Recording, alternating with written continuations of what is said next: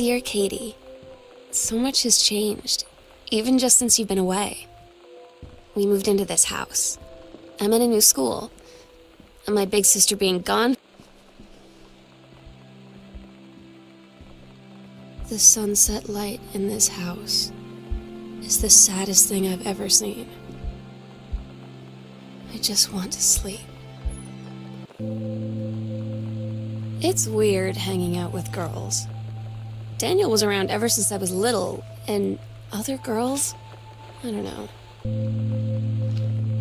Lonnie came over today, but everything was different. Lonnie brought her hair dye over today. She said, "I need to fix these roots. Think you could help?" Dyeing hair is weirdly intimate. I don't know if I've touched someone else's scalp before. That's pretty intimate, right? It felt intimate. We looked into the mirror together after, and I expected her to say something about how it looked crappy. Oh my God, you are so lucky you finished high school before we moved into this house. So, it's the first day of school, and there I am, introducing myself to the class, and I say that I just moved into the house on Arbor Hill. All of a sudden, at Todd's brother's place after the show, there was only a futon to sleep on, so Lonnie and I shared it. The lights went out. I was turned toward her. My eyes started to adjust, and then I could see she was looking at me. You know that feeling where the first moment you see someone, it's like they have a big gold star around them, and you have to get to know them? Well, there's this girl. When you live in one place your whole life, your next door neighbor is kind of like your default friend. So you know what they say about the best laid plans of mice and men? Yeah, turns out it applies to Street Fighter too. At least I worked up the courage to walk into the 7-Eleven and ask for a turn. It's different now. I mean, we still hang out all the time like before. But now when no one else is around, I'm so stupid sometimes. I was telling Lonnie that I got into my college. Todd's band lost their singer. Todd said he sucked. Lonnie said he got sick of Todd's shit, and he was complaining. They tell you to stick with the group on field trips, Katie. There's a reason for that. Lonnie and I snuck off on the side paths at Multnomah Falls and got a little lost. Okay, a lot lost. Like, for hours. Right I don't get Lonnie sometimes. Like, her band, and our zine, and her Katie, you know how Mom and Dad are. Not exactly super open-minded about things.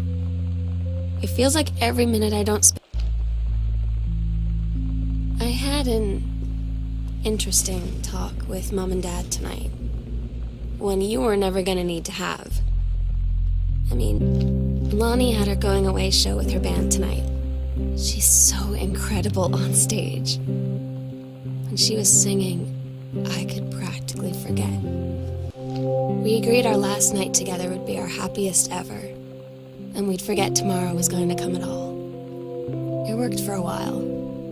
We had a good time seeing Oscar off, then ran up to the attic to look through our photos, to find one for Daniel finally came over to get his game.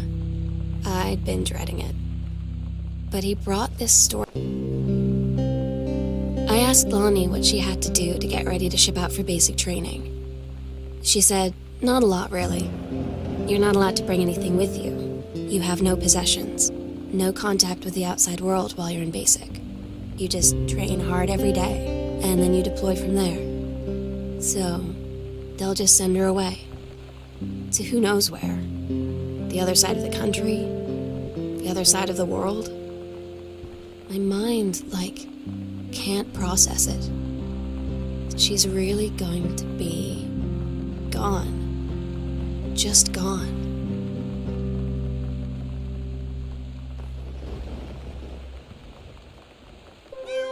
Meow, meow. Meow, meow. Meow. Meow, meow, meow, meow. Meow, meow, meow. Meow, meow, meow. Meow, meow, meow, meow. Sometimes you just have to lie to Mom and Dad. Like when Lonnie asked me to see a band with her and stay over at her friend's place in the city after. That's a lie to Mom and Dad situation. Oh my God. Katie. I fell asleep in the attic, in Lonnie and my old spot, and I missed the first 2 calls. I just barely caught the third one before the machine got it. And it was Lonnie, on a payphone. She'd been on the bus to Basic, and she said she couldn't